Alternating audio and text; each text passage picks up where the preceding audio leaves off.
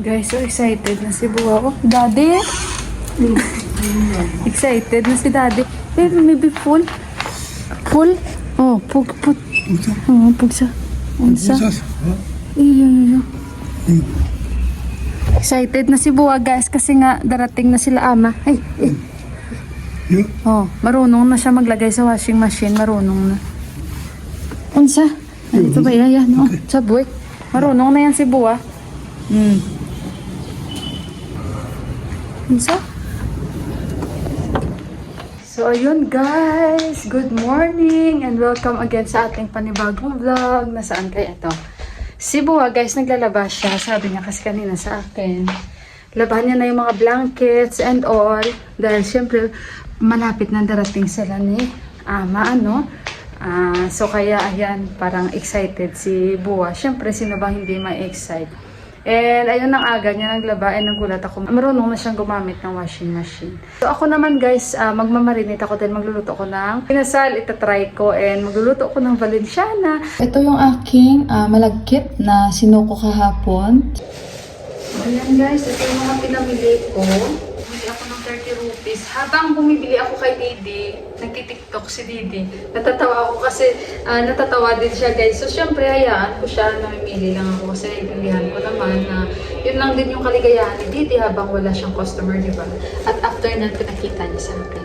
So hindi ko na guys tinala yung mobile ko dahil nga ayan, marami akong dadalhin at makalimutin ako. Kita nyo guys, nakalimutan ko na naman yung ano ko kanina kaya binalikan ko. So ayun, bumili ako 30 rupees. Ang bango-bango at ang fresh ang kanyang amoy. Bumili ako ng cauliflower dahil kagabi nagluto ako ng moton. Last na lang yung moton namin, may tira pa. Pero para na lang sa kanila ni Buwa at ni Deepak yan kahit konti lang.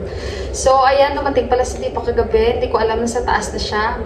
Siguro dumating siya mga 6:45. Kasi tumawag siya bago siya dumating.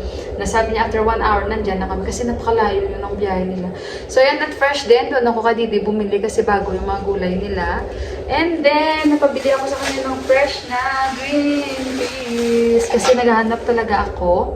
So, wala. Pero bago ko syempre ito binili, tinikman ko muna kung matamis ba, masarap ba. Kasi medyo, yung cover niya, ano guys medyo makapal ba. So, sabi ko, tikman ko muna. So, nagkain-kain muna ako doon ng green peas. Syempre, yung kinainan ko, nilagay ko rin sa binili ko. Nakakaya naman. Ayan.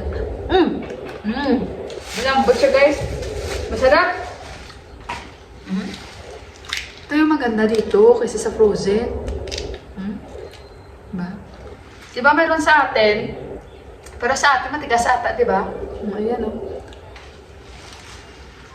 Doon sa village, mamitas ka lang doon.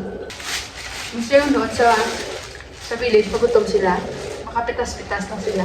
So kaya ayun. Mamaya punta kami sa dentista ko. Baka maaga pa kami pupunta doon. Para makaaga kami guys. Ito yung gagawin kong inasal. Hatiin ko lang. Naabot siya 1 kilo. So, 1 kilo, 380. Pero kasi malalaki. So, nasa 400 siya. Pero marami na rin kung hiwain ko. Basta yan. So, ngayon, may salpa naman kami kagabing natira. At konting ganyan. Pero magluluto pa rin ako para sa gabi. Sa ugan ko, ang ingay ng baka, guys. Yung baka nila, maliit lang yan, pero maingay. Everyday yan, ganyan. So, ayan isahugan ko ito ng rice. Masarap ito, guys, kasi sinuko siya. Ito na yung pinakalas ko na anadi rice. Anadi ang tawag dito sa Nepal. Alam nyo, nag-harvest na isang araw sila Mandira at ni Daddy ng mga iskos means mga sayote. So, inubos lahat yun ni Mandira, pati yung dito ko, at dinala niya doon sa village nila. Dahil ibibigay nila sa worker nila, sa nag-aayos sa bahay nila, di ba? Since hindi naman kami masyadong nagluluto dito, and si Buwa ayaw niyang kumain nun, napakadami. But anyway guys, andito na si Yuan. Good morning muna anak, sa my vlog. Good morning muna. Good morning. May field trip sila ni Johan. Hindi siya sumama guys kasi doon pa rin sila sa bahay ng king daw. Dito lang mo naman banda.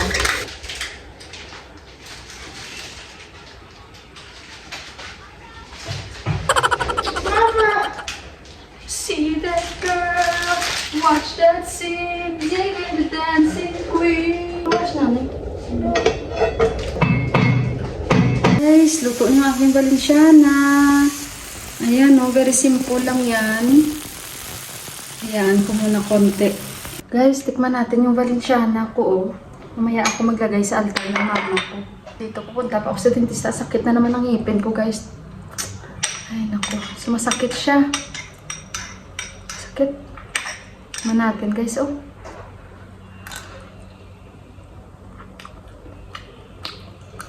Kahit hindi perfect, basta at least nakagawa tayo. Mix malagkit tapos yung rice. Masarap pala, no, pag binabad yung malagkit overnight. Guys, nandito kami sa dentista.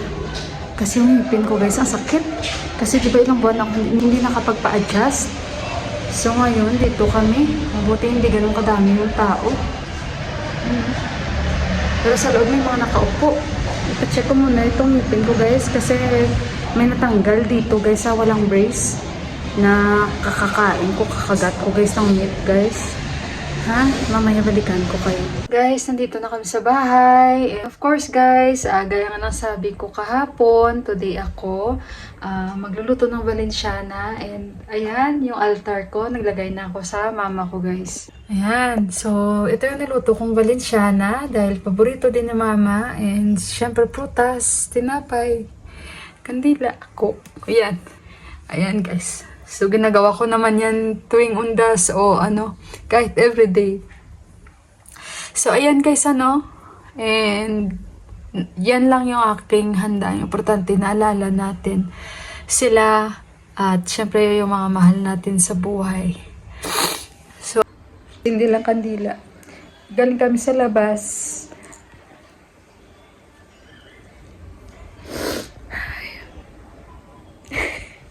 Sabi ko nga sa inyo, ayokong maging emotional. Kasi alam niyo naman pag mga ganito, lahat maalala natin. Kahit lagi naman natin sila naalala. Bumili kami pala ng mga prutas. Kagagaling namin sa dentista. Kailangan ko magpa-root canal. Dahil yung pinaka-last ko ng ngipin, kailangan. And ayun, bumili kami ng prutas, guys. Tapos, kumain na kami saglit. Yun ang banding naming tatlo. Sinamahan nila ako. And then, umuwi na kami dito. Nagluto ako kanina ng Valenciana.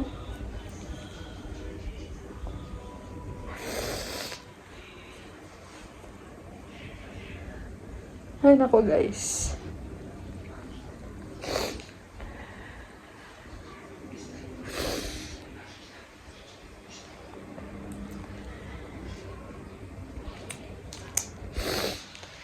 So, ayun guys. I hope lahat kayo nakabisita na rin. And, lagi ko naman yan ginagawa sa kanya. Hindi ako nakakalimot. Kaya sa may mga magulang, mapalad pa rin kayo. Sa may mga nanay, especially.